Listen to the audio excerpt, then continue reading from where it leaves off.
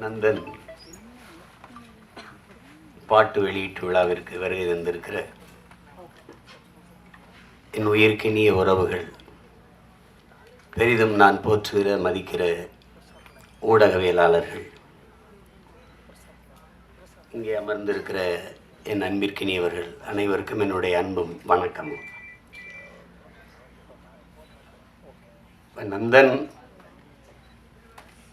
பாட்டு வெளியீட்டு விழா என்று இதை சொல்வதை விட, பல நூறு ஆண்டுகளாக இந்த மண்ணின் மக்கள் பட்ட வலியை வெளியிடுகிற ஒரு விழாவாகத்தான் இதை பார்க்கணும்.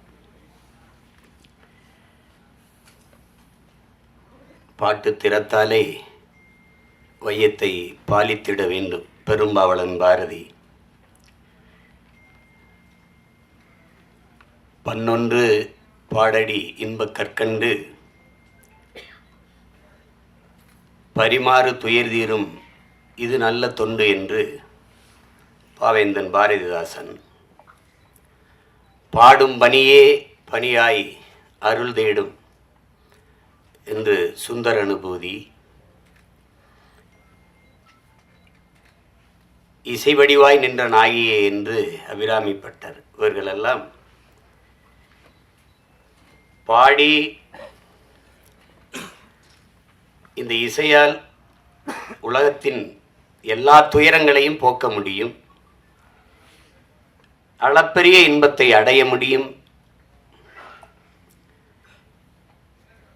இசையால் இறைவனையே மயக்க முடியும், இறைவனையே காண முடியும் என்று எண்ணற்ற பெருமக்கள் தங்கள் பாக்களால் நிரூபித்திருக்கிறார்கள். ஆனால் இந்த இசை,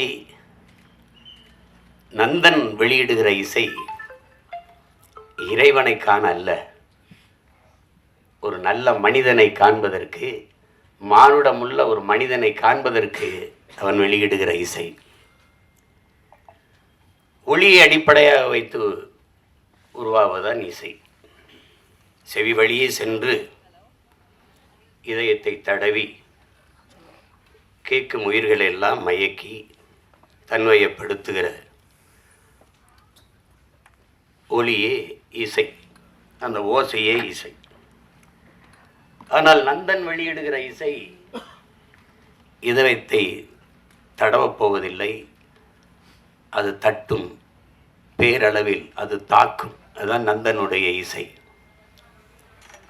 காரணம், அந்த இசையை மீட்டுகிற வீணை அதன் நரம்புகள் கம்பிகளால் ஆனவை அல்ல, இரத்தமும் சதையும் உள்ள மானுடனின் நரம்பினால் பின்னப்பட்டவை. செத்துப்போன மாட்டின் தோளிலிருந்து எடுத்து செய்யப்பட்ட பறையின் இசை அல்ல, உயிரோடு இருக்கிற மனிதனின் தோலை உரித்து உருவாக்கப்பட்ட பறையின் இசை. இது நாம் ஆடுவதற்கல்ல, அதிர்வதற்கு எழுப்பப்படுகிற இசை நந்தனின் இசை. நாம் கேட்டு சிலிப்பதற்கல்ல, சிந்திப்பதற்கு, நாம் ரசிப்பதற்கல்ல இந்த இசை, ஆழ்ந்து யோசிப்பதற்கு எழுப்பப்படுகிற இசைதான் என் தம்பி ரா சரவணன் உருவாக்கியிருக்கிற நந்தனின் இசை. அந்த இசையின் நாயகன் என் அன்பு இளவல் சிப்ரான் அவர்களுக்கும், என்னுடைய அன்பிற்கினிய கவிஞர் ரவி அவர்களுக்கும் என்னுடைய பாராட்டுக்கள். இங்கே படத்தை பார்த்தவர்களோட படத்தை பற்றி சொல்ல தயங்குகிறார்கள். என் தம்பி சரவணன்ட்ட கேட்டேன், கதை தெரிஞ்சிருமோ அப்படின்னு. கதை தெரிஞ்சாதான் படம் பார்க்கவே வருவாங்க. அது ஏதோ அதில் படத்தில் மறைவுர்கள், அதில் பேசுகிறதுல கூட மறைச்சி பேசுகிறாங்க. அது நீங்கள் போய் பாருங்கள் அப்படின்னு சொன்னாதான் பார்க்க வருவாங்க அவங்க. ஒரு சில படைப்புகள் தான் திரையரங்கை விட்டு வெளியில் போன பிறகு அந்த கதையும் கதைக்களமும் கதா மாந்தர்களும் நம் பின்னாடியே வருவார்கள், நம் கூடவே பல நாட்கள் இருப்பார்கள், நம் கண்ணை விட்டு நம் உணர்வை விட்டு அகல மறுப்பார்கள். அப்படிப்பட்ட ஒரு தாக்கத்தை ஏற்படுத்திய படைப்பு தான் என்னுடைய தம்பி ரா சரவணன் அவர்களுடைய படைப்பு நந்தன். பல நூறு ஆண்டுகளாக இந்த இனம் தூக்கி சுமந்து வருகிற வழியை திரை மொழியில் பதிவு செய்யப்பட்டிருக்கு. நந்தனை எரிக்கும் போது நந்தன் எப்படி கதறி அழுதிருப்பானோ அந்த கதறல் தான், அந்த கதறல்களின் சில சிதறல்கள் தான் இந்த திரைக்காவியம். இது இங்கே தம்பி சசி அவர்கள் சொல்லும்போது இது ஆகச்சிறந்த ஒரு பதிப்பு. அது டப்புன்னு இந்த படத்தை பார்த்து அப்படி மறந்துட்டு கடந்தெல்லாம் போக முடியாது. அவ்வளவு பெரிய ஒரு பதிப்பு. அது ஒவ்வொரு காட்சிகளும் அவ்வளவு கவனமாக பதியப்பட்டிருக்கு. அப்படிதான் நான் பார்க்குறேன். இங்கே பல நாட்கள் பார்க்கணும்னு அதை என் தம்பி சரவணன் வலியுறுத்தி நேரம் இல்லாமையால் ரொம்ப நேரம் நெருக்கடிகளில் பார்த்தும் கூட அந்த படம் எவ்வளவு வேலைப்பளுவும் என்னை விட்டு நீங்காத அந்த காட்சிகள் என்னை அழித்து கொண்டிருக்கிறது. அவ்வளவு பெரிய தாக்கத்தை அந்த படம் தந்திருக்கு. இதில் படத்தின் மாந்தர்கள், குறிப்பாக என்னுடைய தம்பி சசி, அவன் நடித்த அயோத்தி படத்தை பார்த்து நான் பாராட்டினேன். என்னுடைய அருமை சகோதரர் ட்ரைடன் தியேட்டர் அந்த ரவிதான் தயாரித்திருந்தார். அது ஒரு சிறந்த படம். ஆனால் என் தம்பி சசியாகவே இருப்பான். அதில் அது கதாபாத்திரம் அவனை நகர்த்தும். ஆனால் இந்த கதையில், இந்த படத்தில் முதல் பதிவிலிருந்து சசியை நீங்கள் மறந்து விடுவீர்கள். சசி என்ற ஒரு நடிகன் நீங்கள் இதுவரை திரையில் பார்த்த அந்த கலைஞன் இல்லை. உண்மையிலேயே அது கூடுப்பானையாகவே வாழ்ந்திருப்பான். அப்படி ஒரு உடல் மொழி, அவனுடைய உரையாடல், உச்சரிப்பு அவ்வளவு அருமையான ஒரு வெளிப்பாடு. அதை எவ்வளவு பாராட்டினாலும் தகும். அதற்கு பிறகு அது புதிய அறிமுகமாக இருக்கிற சுருதி அவர்களினுடைய கதாபாத்திரம், அதனுடைய பங்களிப்பு, புதியவர் என்று யாரும் சொல்ல முடியாது திரையில். என்னுடைய தம்பி சமுத்திரக்கனி படத்தில் சிறிய நேரம் வந்தாலும் அதுதான் அது. இந்த சமூகம் ஒரு மானுடனை எப்படி பார்க்கணும், சக மனிதனை அப்படிங்கிறத அந்த கதாபாத்திரம் சொல்லுது. ரொம்ப ஆழமான கதாபாத்திரம். இந்த மொத்த திரைக்கதையும் தூக்கி நிறுத்துகிற ஒரு ஒரு ஒரு ஒரு ஒரு கதாபாத்திரம் இருக்குது. அதை நடிச்சிருக்கிறவன் என் தம்பி பாலாஜி சக்திவேல். நானும் என் தம்பி சசியும் பேசிகிட்டு இருக்கும்போது, பாலாஜி என்னடா அப்படி நடிச்சிருக்கான் அப்படின்னு. அவன் கதாபாத்திரம் மட்டும் மொத்த படத்தையும் தாங்கி நிற்று. ஒரே தூணில் ஒரு பெரிய கட்டடத்தை தாங்கி நின்னா அப்படியோ அப்படி நிற்கிது அந்த கதாபாத்திரம். அவ்வளவு சிறப்பாக அது செஞ்சுருக்கான். அது சும்மா சொல்ல முடியாது. தம்பி ஜிப்ரான் அவர்களுடைய இசை, தம்பி சமுத்திரக்கனி குறிப்பிட்டது மாதிரி, ஒரு அழகான நிறைய பூக்களை வச்சு கோர்க்கிற போது ஒரு நார் தான் அதை தாங்கியிருக்கும். அது மாதிரி நிறைய காட்சிகள் அவருடைய இசையால் அப்படி அது அந்த அந்த தாக்கத்தை மிக அருமையாக பின்னணி இசையில் அவ்வளவு அருமையாக செஞ்சுருக்காரு. அதை ரொம்ப யோசிச்சு தான் முடிவெடுத்துருக்காங்க. ஜிப்ரான் தான் அது. ஏன்னா பின்னணி இசையில் ஒரு படத்தை தூக்கி நிறுத்துகிற ஆற்றல் ரொம்ப அரிதினும் அரிது. அது உலகத்திலே ஆகச்சிறந்த ஒரு இசை மேதை உண்டென்றால் அதற்கு நம்முடைய அப்பா இளையராஜா அவர்கள் தான். இன்றைக்கி அவருக்கு அடுத்து நிறைய இளவல்கள் வந்துட்டாங்க. இந்த மாதிரி அதை திரைக்கதை இசையால் தூக்கி சுமந்து போகிற ஒரு ஆற்றல் மிக்க இளைஞன் தம்பி ஜிப்ரான் அவர்கள். அவருடைய படைப்பு, ஒளிப்பதிவாளர் சரண், கலை இயக்குநர்கள் எல்லாம் சிறப்பாக செய்திருக்கிறார். ஒரு அந்த புதிதாக நடித்திருக்கிற இப்போ இருக்கிறாங்க நிலா, சுதாகர், அவங்கெல்லாம் அதாவது தொழில்முறை நடிகர்கள் இல்லை. ஊரில் இருக்கிறவங்க ஒருத்தர் கூட ஒரு தவறாக ஒரு எப்படி சொல்கிறது முகபாவத்தை தந்திருக்க மாட்டாங்க. எல்லாம் உரிய அளவில் பிரமிச்சிருவீங்க நீங்கள். இந்த மாதிரி நேர்த்தியான படங்கள் ரொம்ப நாளாச்சு. நம்முடைய வணக்கத்திற்குரிய ஐயா மகேந்திரன், என்னுடைய அப்பா பால்மேந்திரா, அப்பா பாரதி ராஜா, இவருடைய படங்களில் தான் அவ்வளோ பெரிய நேர்த்தி இருந்தது, அவ்வளோ ஒரு தாக்கம் இருந்தது. ஆனால் சில படங்கள் பொழுதை போக்கும். அதுக்கு வரியே நம்ம கேளிக்கை வரின்னு தான் விதிக்கிறோம். அது பொழுது போக்கும். அது ஏதாவது ஒரு அரிதிலும் அரிதான படங்கள் தான் பொழுதை நல்ல பொழுதாக ஆக்கும். இது ஆகச்சிறந்த பொழுதாக அந்த 2 மணி நேரம் 5 நிமிடத்தை சிறந்த பொழுதாக ஆக்குகிற ஒரு திரைக்காவியம் தான் நந்தன்.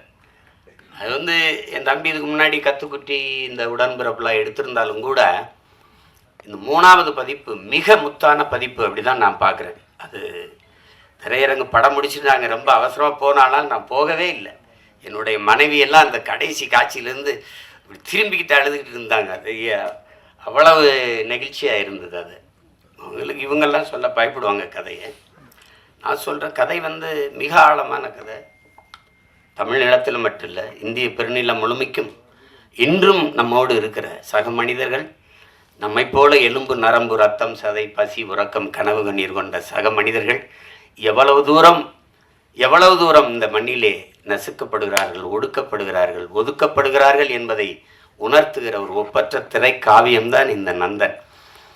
நாட்டின் இன்னைக்கு பொருளாதார அடிப்படையில் இடஒதுக்கீடை நாம் பேசுகிறோம், நாம் வரவேற்கிறோம். ஆனால் இடஒதுக்கீடு ஏன் கொண்டு வரப்பட்டது அப்படிங்கிறத நீங்கள் அறிவார்ந்த என் உறவுகள் நீங்கள் சிந்திச்சு பார்க்கணும். சீமான் இந்த தெருவில் போகக்கூடாது என்றது ஏழை என்பதற்காக அல்ல. என் உடன் பிறந்தவர்களே, இந்த கோயிலில் நான் நுழையக்கூடாது என்பது நான் ஏழை என்பதற்காக அல்ல. இந்த குளத்தில் நான் குளிக்கக்கூடாது என்பது நான் ஏழை என்பதற்காக அல்ல. நான் எளிமகன், ஈன சாதி, தாழ்ந்தவன், தீண்டத்தகாதவன் என்பதற்காக. எதன் பொருட்டு இங்கே எனக்கு கல்வி, வேலைவாய்ப்பு, அரசியல் அதிகாரம் மறுக்கப்பட்டதோ அதன் பொருட்டே அது கொடுக்கப்பட வேண்டும் என்பதற்காக உருவாக்கப்பட்ட ஒன்றுதான் வகுப்பு வாரி பிரதிநிதித்துவம். அதை நீங்கள் புரிஞ்சுக்கணும். ஏழை சீமான் நாளை அதானி அம்பானி ஆகிவிடலாம், பொருளாதார அளவுகோல் மாறிவிடும். ஆனால் இன்றைக்கு இழிமகன் சீமான் எந்த உயரத்திற்கு போனாலும் என் மீது சுமத்தப்பட்ட சாதிய இழிவு போக மறுக்கிறது. அதற்கு சான்று சீமான் அல்ல, இந்த நாட்டின் முதல் குடிமகன் president of India Ramnath Kovind கோயிலுக்கு வெளியே ஒரு மரத்து நிழல்லே குடும்பத்தோட யாகம் வளர்த்து கும்பிட்டு போனது இன்னும் இருக்கு. வரலாற்று நிகழ்கால நிஜம். நாட்டின் முதல் குடிமகன் Droupadi Murmu president of India, நாட்டின் பிரதம அமைச்சர் மாண்புமிகு ஐயா நரேந்திர மோடி ஒரு நாற்காலியிலே, ஐயா அத்வானி ஒரு நாற்காலியிலே, அவர் வீட்டு வாசலில் அமர்ந்து பேசுகிறார்கள். அந்த அருமை பெருமகள் அந்த ஓரத்திலே கைகட்டி நின்று கொண்டிருக்கிறாள். Citizen of president of India. இந்த நாட்டில் பெண்ணிய உரிமை பேசுகிறோம், பெண்களுக்கு இடஒதுக்கீடு பேசுகிறோம், சமத்துவம் பேசுகிறோம், சகோதரத்துவம் பேசுகிறோம், ஜனநாயகம் பேசுகிறோம். நாட்டின் முதல் குடிமகள், இந்திய நாட்டின் பிரதமர், இந்திய நாட்டின் பிரசிடென்ட் ஆஃப் இந்தியாவுக்கு அந்த நிலைமை என்றால் சாதாரண ஊராட்சி மன்ற பிரசிடென்ட் தலைவருக்கு என்ன நிலைமை இருக்கும் என்று என் அரும் தம்பி தங்கைகள், என் உடன் பிறந்தார்கள், சிந்திச்சு பாருங்க. இன்றைக்கும் கொடியேற்ற முடியாது. இங்கே எத்தனையோ மாமன்றங்களில் மாநகர மாமன்ற உறுப்பினர்கள் இருக்கிற அவையிலே தாழ்த்தப்பட்டவர்கள் இருப்பதற்கு இருக்கை போடப்படவில்லை என்பது இன்றும் நிகழ்கிறது. உயர் சாதிக்காரன் சுடுகாட்டு வழியே தாழ்ந்தவன் ஒருவன் இறந்து போனால் அவன் பிணத்தை எடுத்துட்டு போக முடியாது. எங்கோ அல்ல, நாகப்பட்டினத்தில் நிகழ்ந்தது. கோயிலுக்குள் நுழைய முடியாது, திறந்து போய் கும்பிடுறா என்று சொல்ல ஒருத்தனும் இல்லை. பூட்டை போட்டு சாவி எடுத்துக்கிட்டு வர ஆள் இருக்கு. ஏன் சிவனே நந்தனார் சரித்திரத்திலே 63 நாயன்மார்களில் ஒருவன் பறையன். அவன் சிவன் பக்தன், எவனுக்கும் சற்றும் குறைவில்லாத பக்தன் நந்தன். எத்தனை 100 ஆண்டுகளாக அந்த வழி துரத்துகிறது. இன்றும் பல நந்தன்கள், பல ஆயிரம் நந்தன்கள். நந்தன் வெளியிலே 63 நாயன்மார்களில் ஒருவன் சிவன் கோயிலுக்கு வெளியிலே சிவனை வழிபட தவிக்கிறான். எல்லோரும் உள்ளே. நந்தி அங்கே நிற்கிறது, சிவனை வழிபட மறைக்கிறது. நந்தனுக்கு சிவன் தெரியாமல் நந்தி மறைக்கிறது. அதை பார்த்த சிவன் நந்தியை நகர்த்தி வைத்தான் என்பது வரலாறு கதை. அப்போது என்ன கேட்க தோண்டும்? எந்த ஒரு மானுடனுக்கும் ஒரு கேள்வி எழும் இல்லையா? நந்தியை நகர்த்தி வைத்த சிவன் நந்தா உள்ளவாடா என்று ஏன் கூப்பிடல? இந்த கேள்வி எழுமா இயலாதா? அப்ப இறைவனுக்கும் தீண்டாமை இருந்ததா? நீனும் சாதிய பாகுபாடு பார்த்தாயா? பாருங்க, இந்த கேள்விதான் படம், நந்தன் படம்.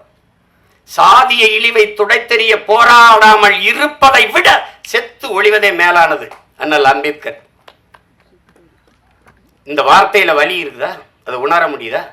என்னைக்காவது என் உடன் பிறந்தவர்களை நீங்கள் இருந்து சாப்பிட்டு எழுந்த இடத்தை தண்ணீர் விட்டு கழுவியதை நீங்கள் பார்த்தது உண்டா? இந்த தெருவிலே நீ நடக்கக்கூடாது, இந்த கோயிலுக்குள் வரக்கூடாது என்று சொன்னதை நீங்கள் கேட்டதுண்டா? தோல் மேலே கையை போட்டு நீங்கள் என்ன சாதி என்று தெரிந்து கொள்வதற்கு நீங்கள் என்ன ஆளுக என்று கேட்டதை நீங்கள் இன்னைக்காவது அந்த வழியை உணர்ந்திருக்கிறீர்களா? உங்களை அழைத்து கொண்டு போய் உங்கள் அப்பா பேர் என்ன, உங்க ஊர் என்ன, உங்க அப்பா என்ன வேலை பார்க்கிறார், எந்த தெருவில் வாழ்கிறீர்கள், எதற்கு, நீ என்ன சாதி என்று கண்டறிவதற்கு இந்த வழியெல்லாம் நீங்கள் அனுபவித்தது உண்டா? இந்த குளத்தில் நீ குளிக்கக்கூடாது என்று சொல்லதுண்டா? தண்ணீரை வாய் வைத்து குடிக்கக்கூடாது, அண்ணாக்கத்தான். அது சுகாதாரம். இன்னைக்கு அண்ணாக்க எல்லாரும் குடிக்கிறோம், அது வேறு. இரட்டை குவளை முறை அதெல்லாம் பார்த்தது உண்டா? நீங்க ஒவ்வொரு சாதிக்கும் ஒரு முடிதிருத்துகிறவர் உண்டு. பார்த்து உண்டுதா? சலவை தொழிலாளி இந்த சாதிக்கு விழுக்கிறவர் தனி. இந்த குளத்துல தான் குளிக்கணும், மாறி குளிச்சனா குள விழும். இதெல்லாம் எங்க இருக்குன்னு நினைக்காது, இன்னும் இங்க இருக்கு, இன்னும் இருக்கு. எத்தனை ஊராட்சி மன்ற தலைவர்கள் இந்திய நாட்டின் விடுதலை கொடியை ஏற்ற முடியாமல், கொடி விடுதலை கொடி, ஆனால் அவன் பெற்றிருக்கிறானா? சத்துணவு ஆயா தாழ்த்தப்பட்ட மகள், அவள் சமைத்து போட்டதை சாப்பிட மாட்டோம் என்று எத்தனை பிள்ளைகள் சாப்பிடாமல் போனது இல்லையா? அரசு சாப்பிட வைக்கிறதுக்கு என்ன முயற்சி? அவளை பணியிட மாற்றியதுதான் இன்றும் இங்கே நிகழ்கிறது. உடன் பிறந்தவர்களே, நாகப்பட்டினத்துல சுடுகாட்டு வழி எடுத்துட்டு போக முடியல, சுடுகாட்டு வழியே. ஆனால் மாவட்ட ஆட்சியர் எங்க போனார்? நீங்க எடுத்துட்டு போங்க, நான் பாப்போம்னு சொல்லல, மாற்று வழிதாரம் அங்க கொண்டு புதைச்சுக்கிறீங்க. இதுதான் இன்னும் இருக்கிற நிலைமை. அப்ப அதிகாரத்துக்கிட்டே தீண்டாம இருக்கு, பாகுபாடு இருக்கு. அடித்தட்டு மக்கள் என்ன செய்ய முடியும்? அது இன்னும் அந்த நந்தனை எரித்த தீ இன்னும் எரிந்து கொண்டுதான் இருக்கிறது. அதுதான் இந்த படம் வலியுறுத்துது. நீங்க சாதிய ஏற்றத்தாழ்வுகளை வைத்துக் கொண்டு சமூக முன்னேற்ற மேம்பாடு என்று பேசுவது மலக்குழியின் மேலே நீங்கள் போடுகிற மல்லிய பந்தலுக்கு சமம்ங்கிறாரு அம்பேத்கர். அதான் இங்க நடக்குது, இன்னும் நடக்குது. ஆனா நம்ம சகோதரத்துவம் பேசுவோம், சமத்துவம் பேசுவோம். இந்திய அரசியலமைப்பு சட்டம் கொடுத்தது தமிழ்நாட்டுக்குள்ள 42 தொகுதி ஆதி குடிகளுக்கு, 2 தொகுதி பழங்குடி. ஆனால் அரசியல் அமைப்பு தந்ததை தவிர இந்த கட்சிகள் கொடுத்தது எத்தனை? ஒண்ணும் கிடையாது. அந்த முறை மட்டும் இல்லை என்றால் ஒருவன் கூட ஒரு சீட்டு கொடுத்துருக்காங்க. இந்த காலத்திலையும் பொது தொகுதிக்கு நிறுத்துறதுக்கு, பொது தொகுதிக்கு ஆசைப்படக்கூடாதுன்னு சொல்றதெல்லாம் இருக்கத்தானே செய்யுது. மொத்தமா வச்சு செதுக்கி தள்ளிட்டான் 2 மணி நேரம் 5 நிமிஷத்துல மொத்தமா. அதாவது ஒரு பெரிய பெரிய அரசியல் பொது மேடைகளை பேச தயங்குறதை திரைமொழியில் மொழிபெயர்த்ததுக்காவது என் தம்பி சரவணன் போற்றத்தக்கவன், பாராட்டப்படத்தக்கவன். யாரும் இந்த படத்தை தயாரிக்க மாட்டாங்கன்னு அவனுக்கு தெரியும். இந்த கதையை சொன்னா ஏத்துக்க மாட்டான், பயப்படுவான். ஆனால் பயப்படாம துணிஞ்சு அவன் என்ன பெரிய கோடீஸ்வரனா, பிச்சை எடுத்து அங்க 1000 வாங்கியிருப்பான், இங்க 2000 வாங்கியிருப்பான், இங்க 1 லட்சம் வாங்கியிருப்பான், 50,000 இருப்பான். அதை சேர்த்து வச்சு குருவி சேர்த்த மாதிரி வச்சு இந்த படத்தை எடுத்துட்டான்.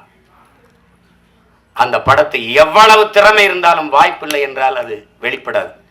ஆனால் இவ்வளவு ஒரு அற்புத திரைப்படத்தை கொண்டு போய் சேர்க்கிறேன்னு துணிந்து வந்த இந்த மகன் ரவி, ட்ரைடன் ஆர்ட்ஸ் ரவி, எவ்வளவு நாளும் பாராட்டலாம். நெருக்கடியான நேரம் தான். நட்புக்காக என் தம்பி சமுத்திரகனி எல்லாம் அவன் 3 நாள் தேதி வாங்கினா, ஆனா ஒரே நாள்ல நடிக்க வச்சு மொத்த காட்சி எடுத்துட்டு அனுப்பியிருக்கான். இப்ப நான் நேற்று ராத்திரி இரவுல இறங்கி இப்போ போகணும், திருப்பி உடனே போய் இரவுல எனக்கு மதுரையில் பொதுக்கூட்டம். திருப்பி போனாலும் என் தம்பிகள் மேல நான் வச்சிருக்க பேரன்பு. ஒரு தம்பி படம் எடுத்தாலே வருவேன், எல்லா தம்பியும் சேர்ந்து எடுத்திருக்கான். படத்தை சொதப்பி வச்சா போடான்னு திட்டிட்டு போவேன். நல்லா வேற எடுத்திருக்கான், ரொம்ப நல்லா வேற எடுத்திருக்கான். அவன் கூட்டி வரல சரவணை, படம் என்னை அழைத்து வந்திருக்கு, நீ பேசு, படத்தை பத்தி பேசு. எல்லாரும் அற்புத பங்களிப்பு. ஒழிப்பதெல்லாம் சின்ன சின்ன பசங்களா இருக்கிறாங்க. திறம்பட்ட ஆளுமை எல்லாருமே வெளிப்படுத்திருக்காங்க. அதுல குறிப்பா நான் பொறாமைப்பட்டது ஒன்று இருக்கு. என் தம்பி சமுத்திரகனியின் கதாபாத்திரம், அந்த காட்சி அவன் நடிச்ச அந்த ஒரு நாளை எனக்கு கொடுத்துருக்கூடாதாடா அப்படின்னு சரவணனை திட்டினேன். சசிகிட்ட கூட சொல்லிட்டேன், அந்த கதாபாத்திரத்தை என்ன நடிக்க வச்சிருக்கலாம்லடா. ஏன்னா நான் தான் அவன், என்னுடைய கதாபாத்திரம் தான் கனி நடிச்சிருக்கான், அருமையா நடிச்சிருக்கான். அவன் அப்பப்போ அப்படி எங்கேயாவது அவன் பூரா. இப்போ நான் எனக்கு ரொம்ப பொழுதுன்னா விஜய் சூப்பர் தான் பார்ப்பேன். என் மகன்கிட்ட வீட்டு திரை போடலாம்னா, அப்போ தெலுங்கு டப்பிங் படத்துக்குலாம் எதுக்குப்பா வீட்டு திரைன்னு கேட்குறான். அந்த மாதிரி பார்ப்பேன். அதில் எந்த படம் பார்த்தாலும் என் தம்பி இருக்கான்.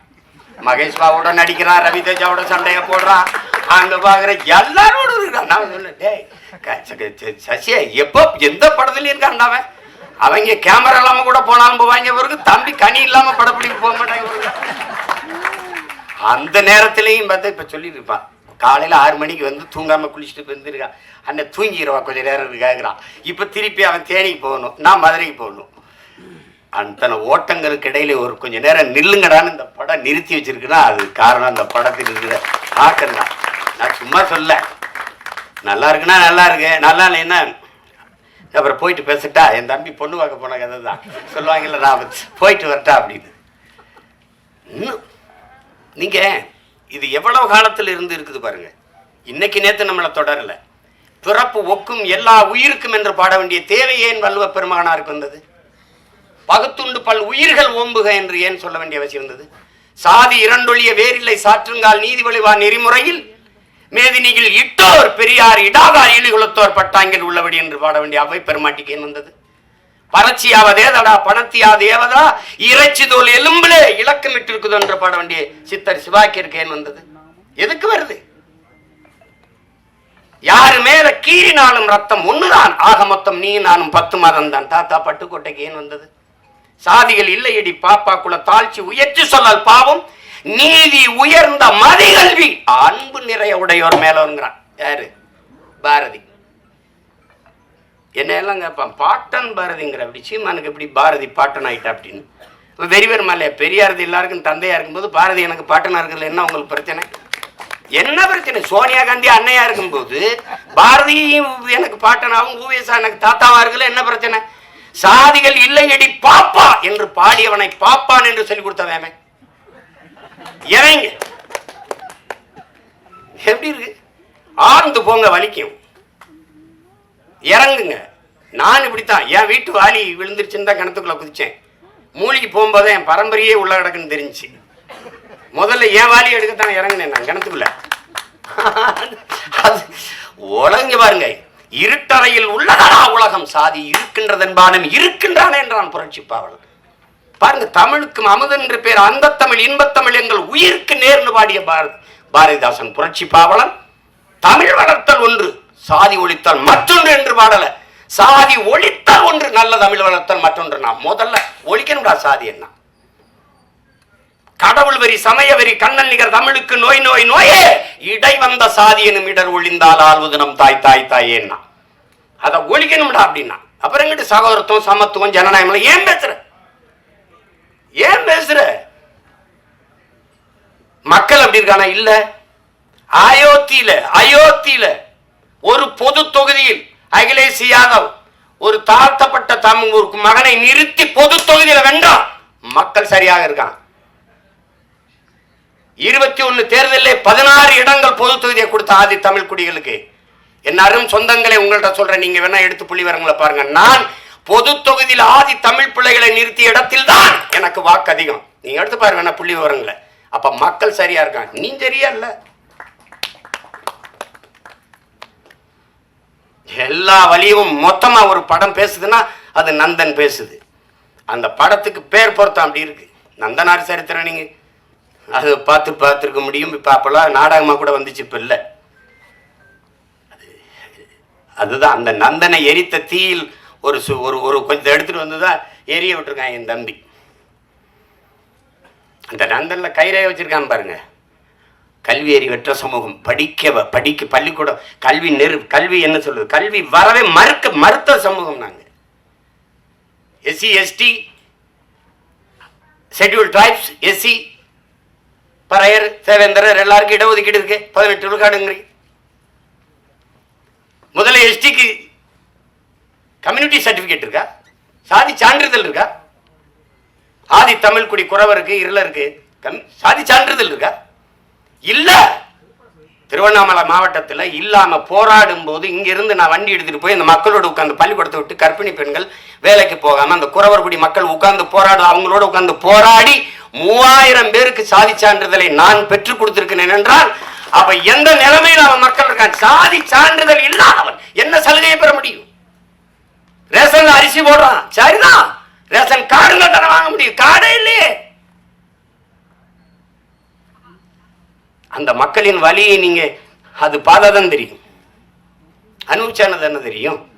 நமக்கு எல்லாமே செய்தி தான். விவசாயி செத்தாலும் செய்தி தான், நமக்கு மீனவன் செத்தாலும் செய்தி தான், எல்லாமே நமக்கு செய்தி தான். ஆனால் இந்த படத்தை பார்த்துட்டு அப்படி கடந்து போக முடியாது.